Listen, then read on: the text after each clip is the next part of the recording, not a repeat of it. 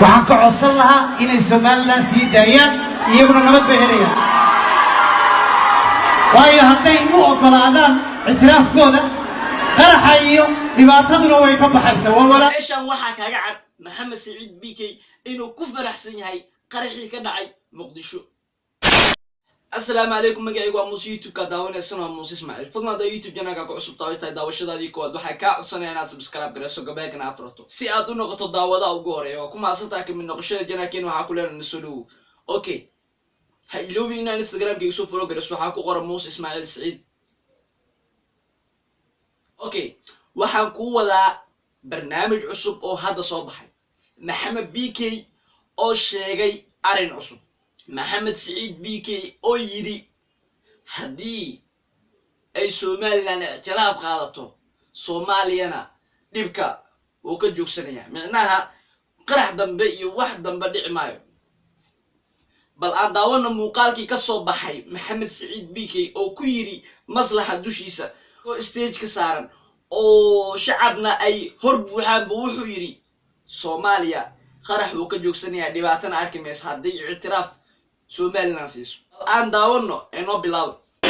waxaan ka codsan lahaa inay Soomaaliland sii daayaan iyaguna nabad bay helayaan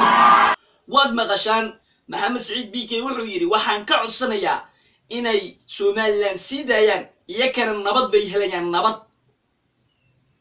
bal waxaan fahmi laahay nabadda iyo ictiraaf in la siiyo macnaha in la fasaxo waxa isku xiray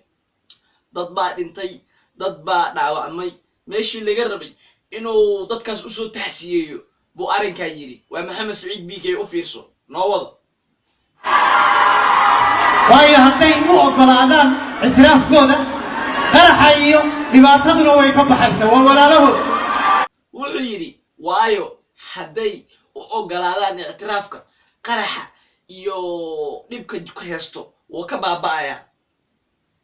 maxaa isku xiray qaraxa iyo ictiraaf Soomaaliland si Muqdisho hadii la iga maqlay waxa loo lahaa Soomaaliland sii daayay haddaan la isxaqiray waa dad jira madaxweynayaal fara badan soo maray la isma qariyo anigu cidna kama hibayso Soomaaliland ha noolaato wax isku xiray ma jiraan nabadda iyo ictiraaf in la dhisiyo marka ogow Maxamed Saciid BK wixii lagaaga baahnay maada sameeyay waxa lagaaga baahnaa dadkii dhintay dadkii dhaawacmay ina u soo duceeso kuwii dhintayna u soo taxsiyeeso baa lagaaga baahnay waxa sameysay arin xun waan ogeeyay marba waxa tiri Muqdisho ha iska maqnaato haddana wuxuu leeyahay qarax waa ka badbaadaysan ee ictiraaf la siiyo Soomaaliland meeshan waxa kaaga cad Maxamed Saciid BK inuu ku faraxsan yahay qaraxii ka dhacay Muqdisho bal ka warama ardaydii dhamaatay dadkii dhaawacmay dadkii shaqada soo aaday haduu jawaabtoodii arinkan ka dhigay okay Maxamed Saciid BK waxa leenahay fikir sababtoo ah waxa markaa ku hadlaysay maadan fikirin okay video si share garay si oo dadkoo dhan u gaaro ay u daawadaan oo ay la socdaan arinka kan ha iloomin ina subscribe gareyso hadaa channel-ka ku cusub tahay teeda kale soo follow garay Instagram-kayga maasidid waa ku maasada daawashada muuqaalkan aad daawato waxay noqon la video xiga bye bye